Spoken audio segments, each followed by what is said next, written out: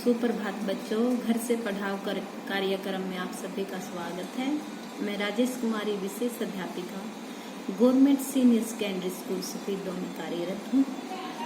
आज हम ज्ञानेंद्रिय प्रशिक्षण पर चर्चा करेंगे कि किस प्रकार एक ज्ञानेंद्रियों के कम होने से हम अन्य ज्ञानेंद्रियों से किस प्रकार ज्ञान अर्जन करते हैं। इस पर प्यारे बच्चों हम विस्तार से चर्चा करेंगे। जैसे कि आपको पता है, ज्ञात है कि मानव शरीर मानव शिशु जन्म से ही अपने आसपास के वातावरण से जुड़ने की कोशिश या क्षमता रखता है।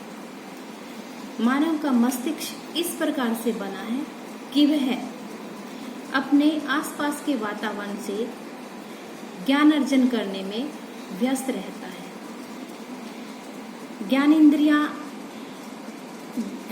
का माध्यम दो प्रकार का है। ज्ञानेंद्रियों से ज्ञान प्राप्त करने का माध्यम दो प्रकार का है। नंबर 1 है संवेदना और नंबर 2 है प्रत्यक्षीकरण। संवेदना और प्रत्यक्षीकरण प्यारे बच्चों दोनों एक दूसरे की पूरक है। मानव मस्तिष्क क्या है? ज्ञानेंद्रियां ज्ञान को इकट्ठा करती हैं और मानव मस्तिष्क तक पहुंचाती हैं। ज्ञानेंद्रियां इसलिए ही ज्ञानेंद्रियों को मनुष्य के ज्ञान का द्वार कहा गया है। ज्ञानेंद्रियों ने जब अपना ज्ञान मस्तिष्क तक पहुंचाया तो मनुष्य को सीखने की प्रक्रिया शुरू हुई। इसलिए क्या कहा गया है? ज्ञानेंद्रियों को मनुष्य के ज्ञान का द्वार कहा गया है।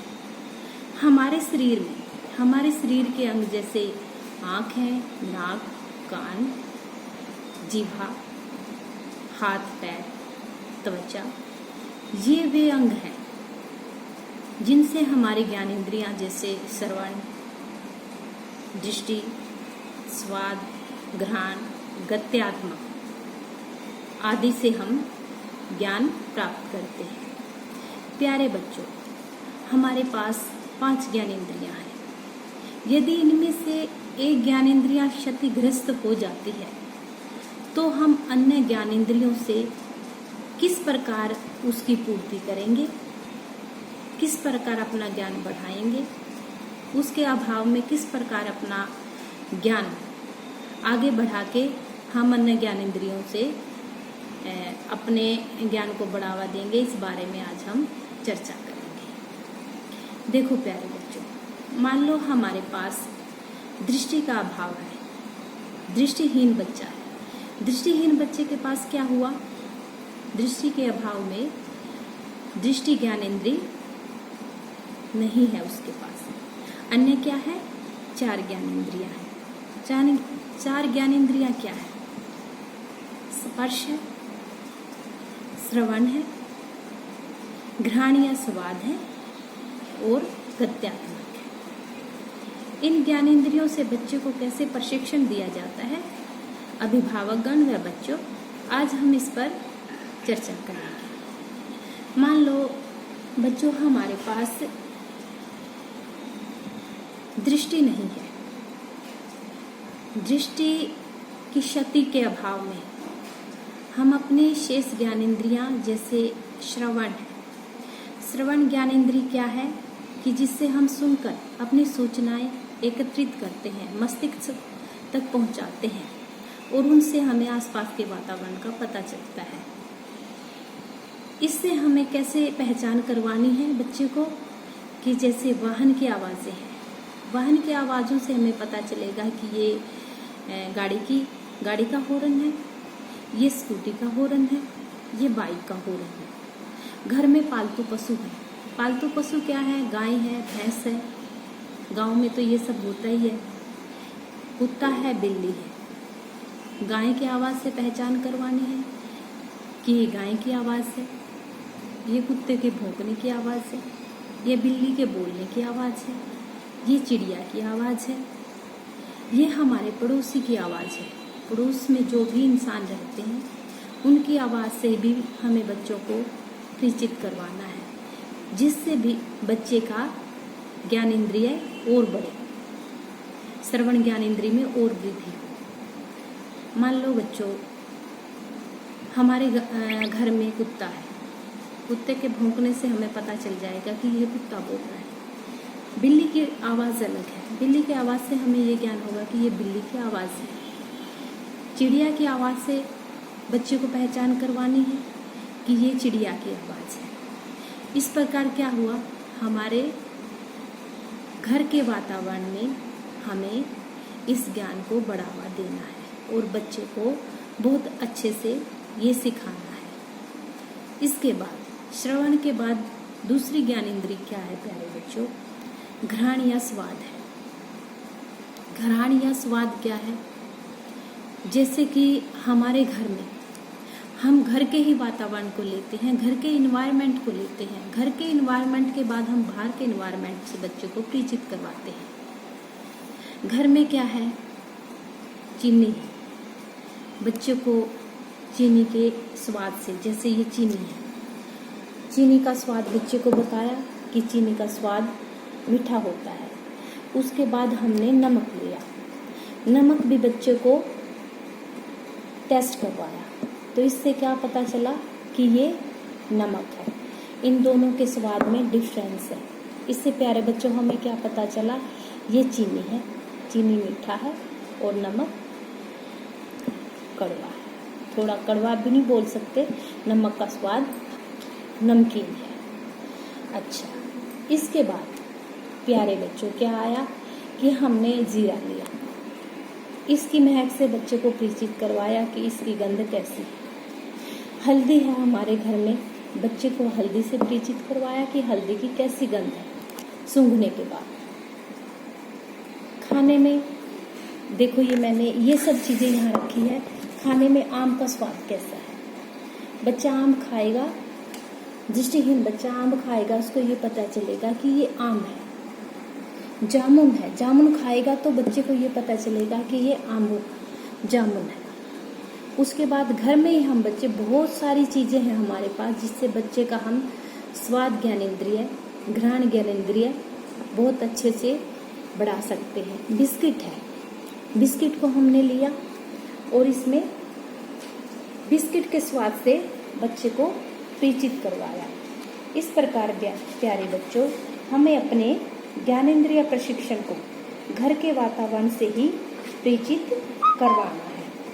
रसोई घर में खाना बनाने की खुशबू, प्रयोग होने वाले तेल, मसाले, चाय पत्ती आदि की गंध से परिचित करवाएं। घर के बाहर की गंध से परिचित करवाएं।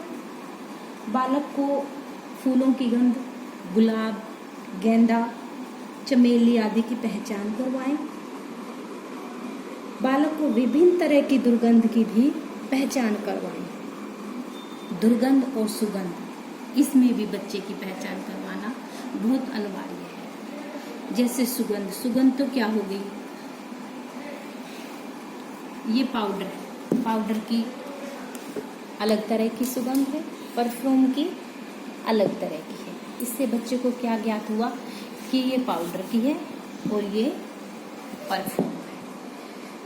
गुलाब का फूल, चमेली का फूल, इस तरह से बच्चे को अलग अलग स्वाद चखकर, सूंघकर, उससे क्या हुआ, उसका घ्राण और स्वाद ज्ञानेंद्रिय मजबूत हुआ। बच्चे को ये सब पता चल गया। आगे है प्यारे बच्चों, हमारा है गत्यात्मक ज्ञानेंद्रिय। गत्यात्मक ज्ञानेंद्रिय क्या है? गत्यात्मक ज्ञानेंद्रियां शरीर में समस्त भागों से जुड़ी हुई है तथा यह हमें त्वचा एवं पेशियों के माध्यम से सूचनाएं देती है।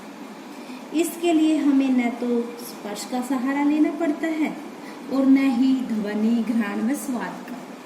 गत्यात्मक ज्ञानेंद्रियों द्वारा हल्के और भारी वजन में अंतर, हवा का चलना, चलते समय ऊंचे नीचे, भूमि की पहचान कराना आदि आता है।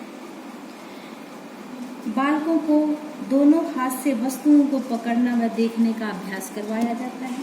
बालक को अलग अलग वजन उठवाकर अभ्यास करवाने चाहिए। बालक को असमतल जगह से चलने का अभ्यास करवाना चाहिए। ये सब क्या आता है? हमारी गत्यात्मक ज्ञानेंद्रियों में शामिल है। आगे है प्यारे बच्चों, हमने क्या है, श्रवण ज्ञानेंद्रिय के बारे में पढ़ा, स्पर्श एवं घ्राण के बारे में पढ़ा, गत्यात्मक के बारे में पढ़ा। अब है हमारी स्पर्श। स्पर्श क्या है? स्पर्श ज्ञानेंद्रिय। घर को जैसे स्पर्श द्वारा दृष्टिहीन बालक अपने वातावरण की जानकारी क्या करता है? छूकर प्राप्त करता है, छूकर प्राप्त करता है। इसके संबंध में यह भी कहा गया है कि उंगलियां ही आंखें हैं। ब्रेल लिपि का विकास ही इसी सिद्धांत पर हुआ है। अतः उसे अधिक से अधिक स्पर्श के द्वारा ज्ञान प्राप्त करने के अवसर देने चाहिए। घर का ज्ञान क्या है? बच्चों को घर की वस्तुओं की पहचान कराएं। उसे प्रत्येक वस्तु भली भांति छूकर पहचानने में सहयोग करना चाहिए। उसे जो भी वस्तु छूने के लिए दें, उसे एक सिरे से छूकर पूरी आकृति और आकार पहचान करवाएं। जैसे ये रुमाल है, रुमाल को प्यारे बच्चों जैसे छूकर क्या हुआ कि ये खुरदरा है, ये टॉवल का रुमाल है, ये खुरदरा है, ये हमारा कॉटन का रुमाल है। इस तरह हम घर की प्रत्येक वस्तु से बच्चे को स्पर्श करवाएं और स्पर्श के बाद उसको दोबारा से पूछें कि ये आपको स्पर्श किस तरह का लगा, ये कपड़ा किस तरह का है, ये कपड़ा किस तरह का है। जैसे आम है, आम को स्पर्श करवाया और आम की सेब को बताया। खाने से पहले यदि हम उनका स्पर्श शक्ति इतनी विकसित हो जाएगी कि वे खाने से पहले इसकी सेब से ही बता देगा दृष्टिहीन बच्चा कि यह आम है। घर में फ्रूट, तरह तरह के फ्रूट आते हैं, हाथ में स्पर्श से जामुन को बताया कि ये जामुन है। उसके बाद हमने घर में क्या लिया? सेब लिया। सेब के स्पर्श से ही बच्चे को यह पता चल जाएगा कि यह सेब है। विभिन्न प्रकार के अनाजों की पहचान भी बालक को स्पर्श द्वारा करवाई जाती है। बालक को बगीचे, आंगन आदि में ले जाएं तथा वहां की वस्तुओं को स्पर्श से पहचान करवाएं। गमलों, फूल पत्तियों, घास पौधों, वृक्षों, फलों व सब्जियों की पहचान करवाएं। विभिन्न प्रकार के कंकड़, पत्थर, मिट्टी आदि की पहचान करवाएं। चिकनी व खुरदरी सतह की व कपड़ों की पहचान करवाएं। जिस तरह मैंने अब ये हमारे टॉवल के एग्जाम्पल दिए हैं, ये खुरदरा कपड़ा है और ये प्लेन कपड़ा है। चिकना और प्लेन कपड़ा भी ले सकते हैं। और इसमें हम सिल्वर पेपर है जो हमारा रोटियां पैक करने का, वो भी बच्चे को स्पर्श के द्वारा हम बता सकते हैं। जैसे टेरिकोट है, टेरिलीन है, कपड़ा है, खादी है, कंबल है, दरी है, बोरी है, चादर है। इस तरह कपड़े स्पर्श करके हम उन्हें पहचान करवा सकते हैं। बच्चे से उनके पहनने वाले कपड़ों का भी स्पर्श कराकर पहचान कराना चाहिए। बालकों को त्रिकोण, गोल, चौरस आदि आकृतियों से पहचान कराना चाहिए। जब बालक इन वस्तुओं से परिचित हो जाए तब उसे उन वस्तुओं को देकर उन्हें पहचान कराएं ताकि वह उसे भूल न जाए। प्यारे बच्चों, आज हमने अपनी 4 ज्ञानेंद्रियों के प्रशिक्षण के बारे में बहुत अच्छे से पढ़ा है और मेरी यह आशा है प्यारे बच्चों, दृष्टि शक्ति के अभाव में हम अपने 4 ज्ञानेंद्रियों से किस प्रकार ज्ञान ज़्यादा से ज़्यादा प्राप्त करते हैं। और यह सब सबसे पहले अपने घर के वातावरण से हमें परिचित होना है और आसपास के वातावरण से परिचित होना है और अपने ज्ञान को बढ़ावा देना है ताकि हम अपने एक ज्ञानेंद्रिय के अभाव में अन्य ज्ञानेंद्रियों से अपना काम सुचारू रूप से चला सके।